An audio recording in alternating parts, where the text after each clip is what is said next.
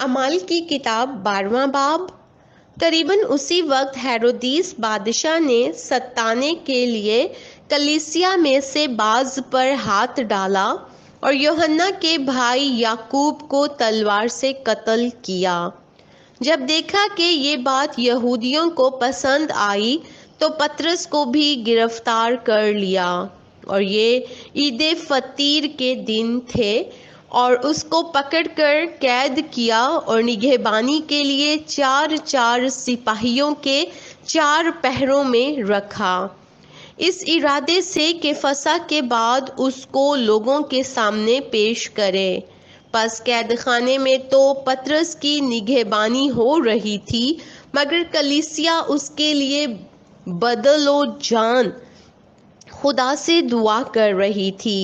اور جب ہیرودیس اسے پیش کرنے کو تھا تو اسی رات پطرس 2 زنجیروں سے بندھا ہوا 2 سپاہیوں کے درمیان سوتا تھا، اور پہرے والے دروازے پر قید خانے کی نگہبانی کر رہے تھے کہ دیکھو خداوند کا ایک فرشتہ آ کھڑا ہوا، اور اس کوٹھری میں نور چمک گیا، اور اس نے پطرس کی پسلی پر ہاتھ مار کر اسے جگایا اور کہا کہ جلد اٹھ، اور زنجیریں اس کے ہاتھوں میں سے کھل پڑیں۔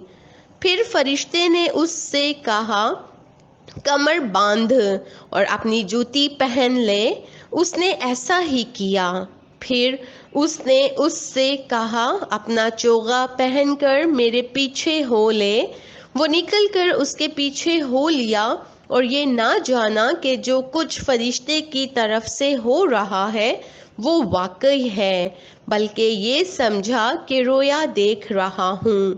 پس وہ پہلے اور دوسرے حلقے میں سے نکل کر اس لوہے کے پھاٹک پر پہنچے جو شہر کی طرف ہے، وہ آپ ہی ان کے لیے کھل گیا۔ پس وہ نکل کر کوچے کے اس سرے تک گئے، اور فوراً فرشتے اس کے پاس سے چلا گیا، اور پطرس نے ہوش میں آ کر کہا کہ اب میں نے سچ جان لیا کہ خداوند نے اپنا فرشتہ بھیج کر مجھے ہیرودیس کے ہاتھ سے چھڑا لیا اور یہودی قوم کی ساری امید توڑ دی۔ اور اس پر غور کر کے اس یوحنا کی ماں مریم کے گھر آیا جو مرکز کہلاتا ہے۔ وہاں بہت سے آدمی جمع ہو کر دعا کر رہے تھے۔ جب اس نے پھاٹک کی کھڑکی کھٹکھٹائی تو رودی نام ایک لونڈی آواز سننے آئی، اور پطرس کی آواز پہچان کر خوشی کے مارے پھاٹک نہ کھولا، بلکہ دوڑ کر اندر خبر کی کہ پطرس پھاٹک پر کھڑا ہے۔ انہوں نے اس سے کہا تو دیوانی ہے؟ لیکن وہ یقین سے کہتی رہی کہ یوں ہی ہے۔ انہوں نے کہا کہ اس کا فرشتہ ہوگا، مگر پطرس کھٹکھٹاتا رہا۔ پس انہوں نے کھڑکی کھولی اور اس کو دیکھ کر حیران ہو گئے۔ اس نے انہیں ہاتھ سے اشارہ کیا کہ چپ رہیں، اور ان سے بیان کیا کہ خداوند نے مجھے اس طرح قید خانے سے نکالا۔ پھر کہا کہ یعقوب اور بھائیوں کو اس بات کی خبر کر دینا، اور روانہ ہو کر دوسری جگہ چلا گیا۔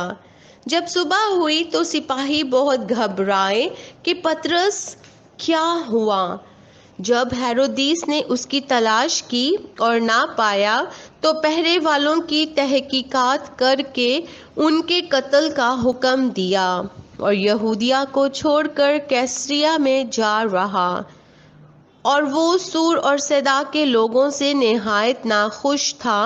پس وہ ایک دل ہو کر اس کے پاس آئے اور بادشاہ کے حاجب بلستس کو اپنی طرف کر کے صلح چاہی، اس لیے کہ ان کے ملک کو بادشاہ کے ملک سے رسد پہنچتی تھی۔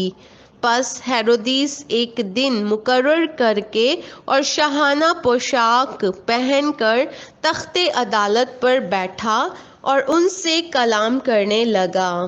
لوگ پکار اٹھے کہ یہ تو خدا کی آواز ہے، نہ انسان کی۔ اسی دم خدا کے فرشتے نے اسے مارا، اس لیے کہ اس نے خدا کی تمجید نہ کی، اور وہ کیڑے پڑ کر مر گیا۔ مگر خدا کا کلام ترقی کرتا اور پھیلتا گیا، اور برنباس اور ساؤل اپنی خدمت پوری کر کے اور یوحنا کو جو مرکز کہلاتا ہے ساتھ لے کر یروشلم سے واپس آئے۔